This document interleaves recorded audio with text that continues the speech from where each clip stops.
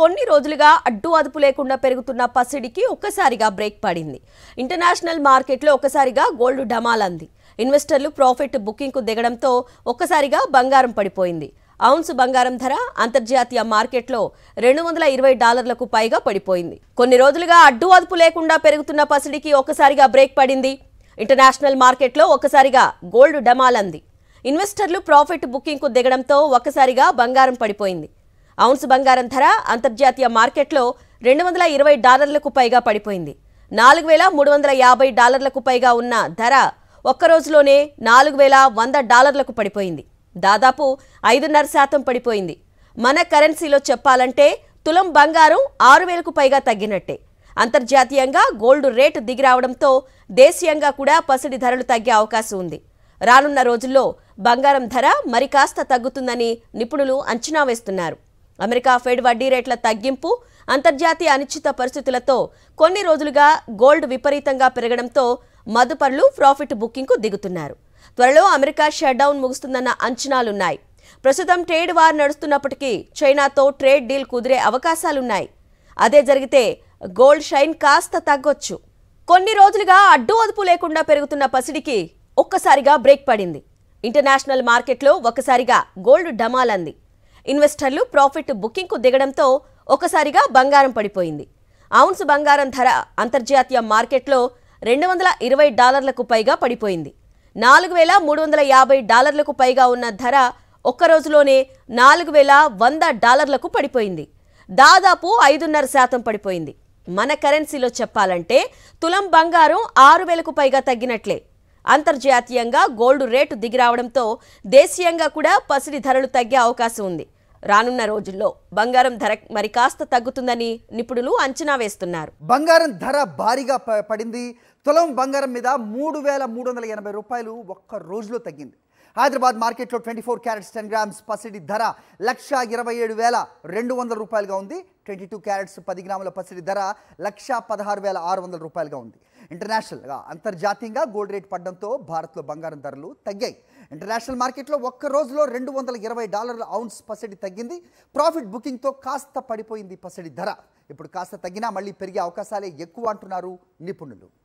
Right, international మార్కెట్లో ఒక్క రోజులో $220 ఔన్స్ పసిడి ధర పట్టడంతో ఎఫెక్ట్ ఆబ్వియస్గా ఇండియన్ మార్కెట్ మీద కూడా ఉంది. 24 క్యారెట్ల ధర అలాగే 22 క్యారెట్స్ బంగారం 10 గ్రాముల ధర కూడా తగ్గిన పరిస్థితి చూస్తున్నాం. దీనిపైన విశ్లేషణ ప్రముఖ ఆర్థికవేత్త పాపారావు గారు, ఆయనతో మాట్లాడదాం. ప్రముఖ ఎకనమిస్ట్. సో బిజినెస్ అప్డేట్ ఏదున్నా అంతర్జాతీయ ప్రభావాలు ఏంటి అవన్నీ కూడా ఆయన నిశ్చితంగా పరిశీలిస్తుంటారు. ఆయనతో మాట్లాడదాం. పాపారావు గారు, గుడ్ మార్నింగ్ అండి. పాపారావు గారు, good morning. And what is happening with the gold sir? So మనం చాలా కాలం అయింది ఈ మధ్య మాట్లాడి. ఏం జరుగుతుంది? మనం గతంలో చూసాం ఒకసారి స్టాక్ మార్కెట్ హర్షత్ మెహతా అంశం ఒక్కసారిగా ఆకాశానికి ఎత్తి డమాలను పడ్డ అంశం. సో అది చాలామంది గుర్తు చేసుకుంటున్నారు. ఇవాళ గోల్డ్ను చూస్తుంటే కనుక ఏంటిది అడ్డు అదుపు లేకుండా పెరుగుతోంది? అఫ్కోర్స్ ఇవాళ పడటాన్ని ఏ రకంగా చూడాలి, ఏంటి మీ విశ్లేషణ? అంటే ఒకటి ప్రధానంగా ఇక్కడ ఏంటంటే, సరే నన్ను మామూలు బిజినెస్ అనలిస్ట్ కాకుండా ఎకనామిక్ అనలిస్ట్ పక్కన చేస్తే బాగుంటుందేమో. రెండోది ఏమో ఇక్కడ నేను అనేది ఏంటంటే, నేను ఇవాళ రికార్డు స్థాయి పతనం 6.3% గోల్డ్ ఆల్మోస్ట్ $240 ఒకే రోజు 2013 తర్వాత ఇదే హైయెస్ట్ పతనం, ఒక రికార్డు స్థాయి పతనం. దీంతో కొత్త అంతర్జాతీయ మార్కెట్ లో గగ్గోలు గందరగోళం.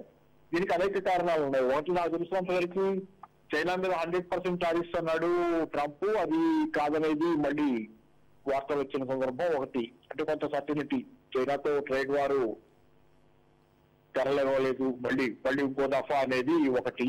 రెండోది ఏంటంటే ప్రధానంగా మీకు భారతదేశంలో అయితే కనుక ఇక్కడ దంతేరా అయిపోయింది, దీపావళి డిమాండ్ అయిపోయింది.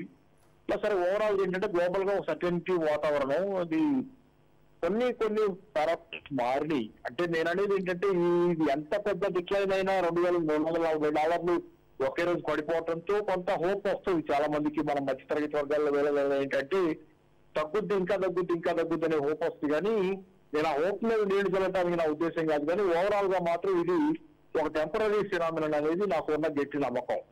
ఎందుకంటే పెరగటం కొంచెం ఆర్టిఫిషియల్ గానే పెరిగింది. ఈ మధ్యకాలంలో కొంత హైప్ ఉంది, మార్కెట్ లో హైప్ చాలా ఉంది. ఇక్కడ మనకి దంతేరా వల్ల కొంత భారతదేశంలో అయితే విడిగా ఆ రూపాయి విలువ పత్రం వల్ల కూడా భారతదేశంలో పెరిగింది. ఓవరాల్ గా అంతర్జాతీయంగా కూడా కొన్ని ఈ రకరకాలైనటువంటి అన్సర్టినిటీస్ వీటి మధ్య అమెరికాలో షట్ డౌన్ ఉంది, అమెరికా ఫెడరల్ బ్యాంక్ వడ్డీ రేట్లు తగ్గిస్తుందనే ఎక్స్పెక్టేషన్ ఉంది, అమెరికా డాలర్ డిక్లైన్ ఉంది, అలాగే చైనాతో ట్రేడ్ వార్ మొదలైందా అనే భయం ఉంది. వీటి మధ్య పెరిగింది గోల్డ్.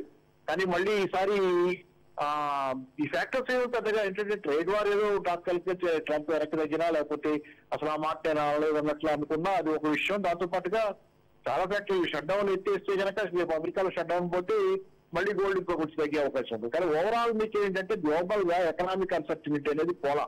మన ఇన్ని ఫ్యాక్టర్స్ మధ్య కూడా $240 గోల్డ్ ఒకే రోజు పడ్డా చాలా పెద్ద మార్పు జరిగారు అంతర్జాతీయంగా. కొన్ని కారణాల వల్ల చాలా వేగంగా పెరిగింది. ఆ కారణాలు కొన్ని తగ్గటం వల్ల, వెనక్కి తగ్గటం వల్ల, లేకుండా పోవటం వల్ల మళ్ళీ కిందకు వచ్చింది. అంతేగాని ఓవరాల్ గా కారణాలు అలాగే ఉన్నాయి.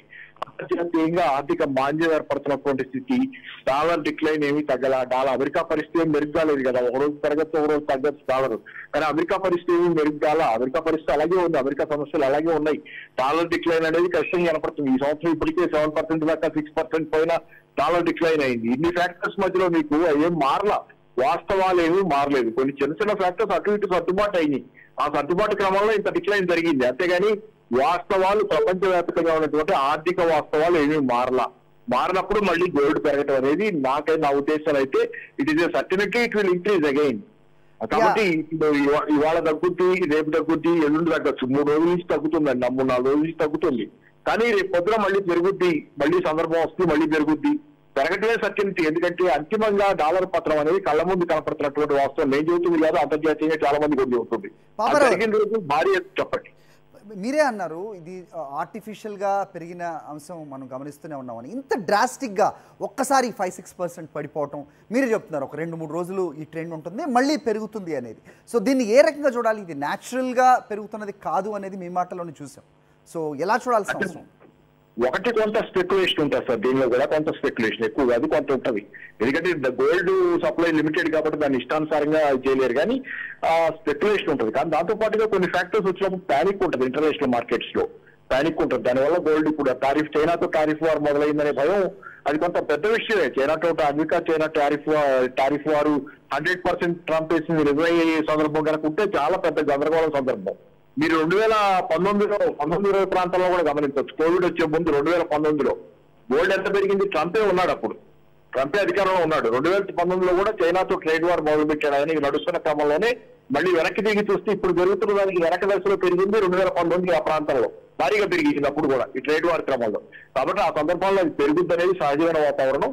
అది లేదు, అది కాదు, అవలేదు, 100% టారిఫ్ విషయం నిజం కాదనేది కూడా అన్నాడనే వార్త నేను విన్నాను. అది దాని మీద ఏంటంటే మళ్ళీ ఓకే అంత బాగానే ఉందనే దాని మీద ఆ ప్యానిక్ తగ్గిన తర్వాత మళ్ళీ వెంటనే డిక్లైన్ అనేది కొంత స్పెక్యులేషన్ తో పాటు ఇది మెయిన్ గా ఇది ఉంది.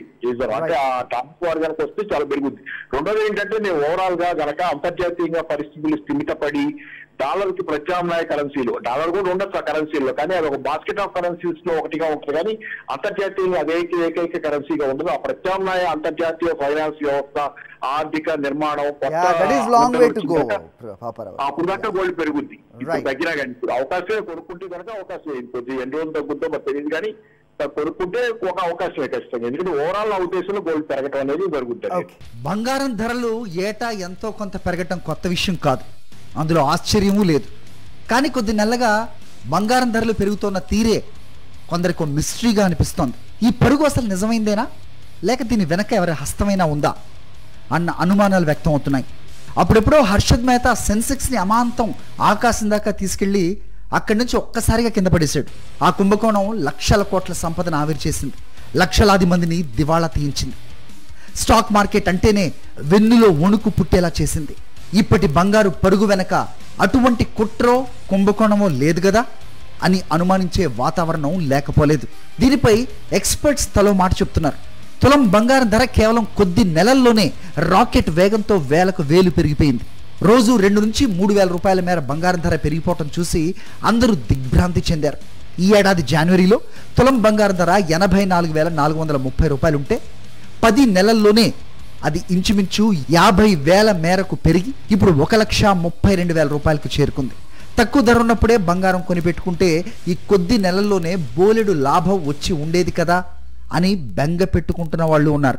ఈ దూకుడు ఎంతకాలం ఉంటుంది? ఇప్పుడు బంగారం కొన్న కొద్ది నెలల్లో ఊహించని లాభాలు సొంతం చేసుకోవచ్చా అంటే కరెక్ట్గా చెప్పగలిగే వాళ్ళు లేరు. ఎందుకంటే బంగారం ధరలు పెరగటమే కాదు, అవి తగ్గటం వల్ల నష్టపోయిన సందర్భాలు కూడా చరిత్రలో ఉన్నాయి. అవి తక్కువ సందర్భాలే కావచ్చు, కానీ అటువంటి అవకాశాలు కూడా ఉన్నాయని చెప్పక తప్పదు. ఉదాహరణకు 2013లో బంగారం ధర 4.5% తగ్గింది. 2014లో అయితే 7.9% మేరకు తగ్గిపోయింది. 2015లో 6.65%, 2021లో 4.21% బంగారం ధరలు తగ్గుముఖం పట్టాయి. బంగారం కొనుగోలు చేసిన వారికి నష్టాలు మిగిల్చాయి. అయితే ఈ కాలంలో ఓపికగా ఉన్నవాళ్ళు ఆ తర్వాతి కాలంలో నష్టాన్ని భర్తీ చేసుకోవటమే కాకుండా తిరిగి లాభాల్లోకి వెళ్ళారు. కాకపోతే బంగారం ధరలు ప్రస్తుతం పెరుగుతున్నంత దూకుడుగా ఎప్పుడూ పెరిగిన దాఖలాలు లేవని చెప్పాలి. మరి ఇప్పుడు ఏం జరగబోతోంది? రానున్న కాలంలో బంగారం ధరలు తగ్గుతాయా, లేక ఇదే పరుగు మరికొంతకాలం కొనసాగుతుందా? భవిష్యత్ కాలంలో బంగారంపై మోజు క్రేజ్ కూడా తగ్గే అవకాశాలు కనిపించటం లేదంటున్నారు నిపుణులు. బంగారం డిమాండ్ ఇలా పెరిగిపోవటం వెనక అంతర్జాతీయంగా ఏదో ఒక బలమైన కారణం ఉండాలి అన్నది కొందరి అనుమానం. అదే నిజం కూడా. అమెరికా అధ్యక్షుడిగా ట్రంప్ వచ్చిన తర్వాత ఆయన తీసుకుంటున్న దుందుడుకు నిర్ణయాలు, వివిధ దేశాలను బాధేస్తూ వేస్తున్న టారిఫ్ల నేపథ్యంలో ప్రపంచవ్యాప్తంగా ఇన్వెస్టర్ల ఆలోచనలు మారాయంటున్నారు. దీంతో పాటు Ukraine Russia war, Hamas Israel war, మధ్య ప్రాచ్యంలో నిరంతరం తిష్ట వేసుకుని కూర్చున్న ఉద్రిక్తతలు పెట్టుబడిదారులకు కొత్త రూట్ చూపిస్తున్నాయి. అందరూ కూడా బంగారంపై పెట్టుబడి పెట్టడమే సేఫ్ అనుకుంటున్నారు. ట్రంప్ వ్యవహార శైలి కారణంగా డాలర్ విలువ కూడా కాస్త పడింది. అమెరికాలో ఇటీవలి షట్ డౌన్ పరిస్థితులు కూడా కొన్ని సంకేతాలను పంపాయి. ఈ పరిణామాల కారణంగా స్టాక్ మార్కెట్లో అనిశ్చితి నెలకొనే ప్రమాదం ఉందంటున్నారు ఆర్థిక రంగ నిపుణులు. ఈ కారణంగానే స్టాక్ మార్కెట్లో పెట్టిన పెట్టుబడిని వెనక్కి తీసుకుని బంగారంపై పెట్టేస్తున్నారు మదుపరులు. బంగారంపై పెట్టుబడి అత్యంత సురక్షితమని అందరూ నమ్ముతున్నారు. అందుకే దానికి డిమాండు పెరిగింది. డిమాండ్తో పాటే రేటు పెరుగుతోంది. వివిధ దేశాల సెంట్రల్ బ్యాంకులు సైతం పెద్ద మొత్తంలో బంగారం నిల్వలు కొంటున్నాయి. ఒక్క ఆగస్టు నెలలోనే బ్యాంకులు 15 టన్నుల మేరకు బంగారాన్ని కొనుగోలు చేసినట్లు వరల్డ్ గోల్డ్ కౌన్సిల్ నివేదిక చెప్తోంది. విచిత్రం ఏంటంటే ఈ కొనుగోళ్లలో కజకిస్తాన్, బల్గేరియా, ఎల్ సాల్వడార్ వంటి అనామక దేశాలు అగ్రస్థానంలో ఉన్నాయి. వీటి తర్వాతి స్థానంలో బంగారు నిల్వలను పెంచుకుంటోన్న దేశాల్లో భారత్, చైనా, ఖతార్లు ఉన్నాయి.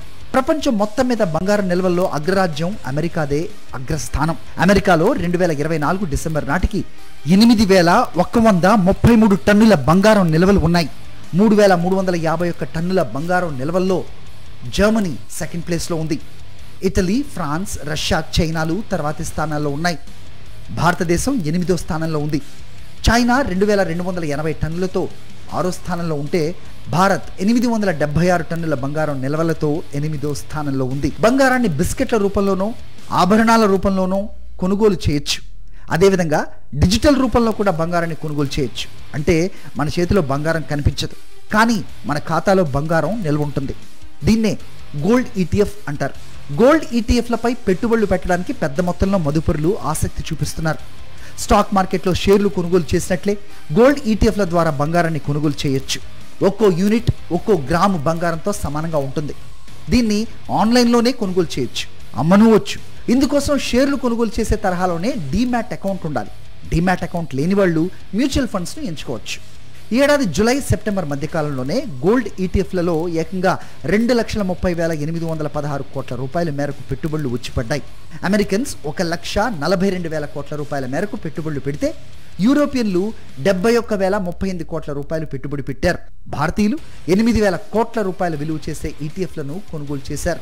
ఈ గోల్డ్ ఈటీఎఫ్ల విలువ అనేక దేశాల జీడిపి కంటే కూడా ఎక్కువగా ఉన్నాయంటే వీటి క్రేజ్ ఏ పాటిదో అర్థం చేసుకోవచ్చు. ఇలా అందరూ ఈటీఎఫ్ల వెంట పరుగులు పెడుతున్నారు కాబట్టే బంగారం ధరలకు రెక్కలొచ్చాయి. ఈ దూకుడు ఇంకెంతకాలం కొనసాగుతుందన్నది ఇప్పుడే ఎవరూ చెప్పలేరు. స్టాక్ మార్కెట్స్ తిరిగి పుంజుకునే పరిస్థితులు వస్తే బంగారం దూకుడుకు అడ్డుకట్ట పడుతుంది. అంతవరకు బంగారాన్ని ఎవ్వరూ ఆపలేరు అంటున్నారు నిపుణులు. ఒకటి మాత్రం నిజం, బంగారంలో పెట్టుబడి పెడితే ఇంచుమించు నష్టపోయే ప్రమాదమే ఉండదంటున్నారు. మధ్యలో ఎప్పుడైనా కొద్దిగా ధరలు తగ్గినా తిరిగి అవి పుంజుకుని ముందుకు పోవటం ఖాయమంటున్నారు. సో బంగారంపై మనసు పారేసుకునే వాళ్ళు ఎప్పట్లాగే బంగారాన్ని కొనుగోలు చేయవచ్చు అంటున్నారు. కాకపోతే ఇలా పెరిగిపోయిన బంగారాన్ని కొనాలంటే మధ్యతరగతి ప్రజలకు కష్టమే. సామాన్యులైతే బంగారాన్ని ఇక కలల్లోనే చూసుకుని మురిసిపోవాలంతే.